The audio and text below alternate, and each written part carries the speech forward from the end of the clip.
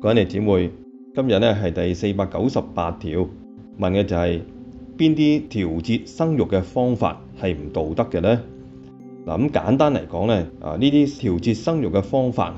阻止咗咧精子同埋卵子嘅結合咧，都係唔道德嘅，係一件壞事嚟嘅。舉例嚟講啦，直接嘅絕育，譬如話做咗手術啦，戴個子宮環啦，就係直接絕育啦，或者咧切除一啲嘅即係可以懷孕嘅器官人工避孕，譬如話食避孕丸啦，即係抑制住嗰個排卵啦等等又或者咧喺夫妻行為性行為之前即係譬如食避孕丸啦，頭先講過，又或者進行當中譬如咧體外射精啦，又或者喺呢個行為自然有個結果嘅發展當中咧去阻止佢，譬如話事後避孕丸即係使到咧受精卵就唔能夠着床即係唔可以喺個子宮裏邊咧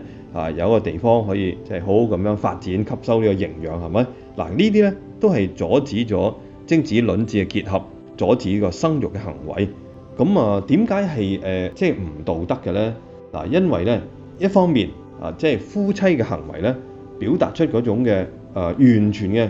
互相交付啊嘛，係咪？佢講緊呢一個咁嘅用個身體嚟講呢個語言，呢個説話就係完全嘅將自己向對方交付。但係第二方面咧，又用呢個避孕人工避孕咧嚟到做一個矛盾嘅語言即係我又淨係要嗰個肉體嘅快感我又唔想要承擔責任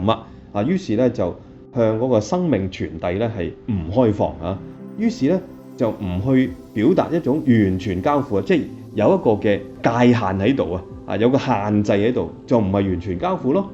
咁所以咧唔單止係正面咁拒絕咗對生命嘅開放，而且咧歪曲夫妻之愛嘅內在真理。咩內在真理就係要求咧呢個愛要求咧整個人嘅交出奉獻接受對方咁所以咧人工避孕同埋咧嗰個即係夫妻嘅性行為咧，兩者係不容嘅咁今日俾大家嘅聖經金句咧係嚟自羅馬書嘅，